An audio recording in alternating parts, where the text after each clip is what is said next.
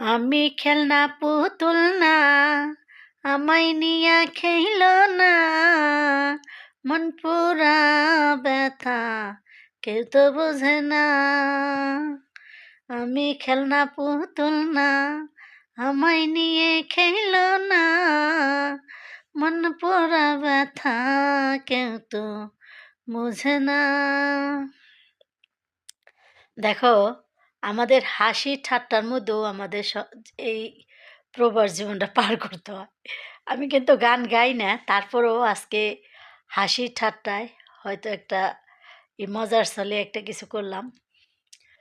আমরা হাজার কষ্টে থাকলেও আমাদের যে কেউ বলবে যে তোর মুখটা শুকনা কেন, খাইছিস না খাস নাই, এই কথাটা বলার মতো মানুষ নাই।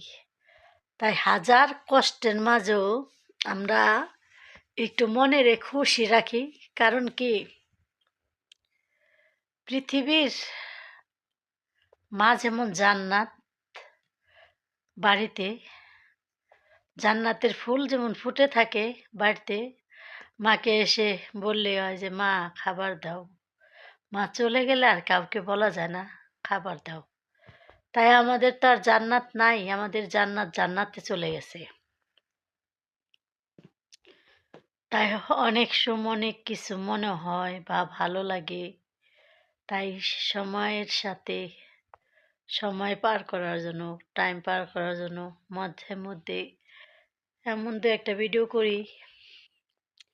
হয়তো তোমাদের ভালো লাগে না, যদি ভালো লাগে তাহলে লাইক কমেন্ট শেয়ার সাবস্ক্রাইব করবা। কারণ দেখো, এই যে প্রবাসের মাটিতে একটা মানুষ সন্তান থুয়ে আহে, সংসার থুয়ে আহে, মা বাবা থুয়ে আহে, ভাই বোন থুয়ে আহে, সবাই থুয়ে একের পর এক চলেও যায়। কিন্তু হয়তো কোনো মানুষের ভাগ্য হয় মা বাবার মৃত্যু দেখার, হয়তো কোনো মানুষের হয় না। কত সন্তান থুয়ে আহে, যারা সন্তানরা গর্ভবতী হয় বা সন্তানরা সন্তান ধারণ করে, তাও দেখবার তাদের ভাগ্য হয় না। তাদের কি, আমি তো এক পুরা কপালি মা। আমার ২টা মেয়ে, ২টা বাবু হয়েছে। আমার ছোট ছোটির থেকে কোলে নেওয়া বা কেমন করে ধরে, কেমন করে সয়, আমি বলতে পারবো না। আমি ভালো করে কইও পারুম না যে আমার নাতিনরা কিভাবে ওরা বড় হইলো, কিভাবে ওরা ছোটি করে থেকে ওকে কি তেল পানি দিল। নানির কোলে নাতি নাতকুর তেল পানি নেয়। আর আমার এমনই পুরা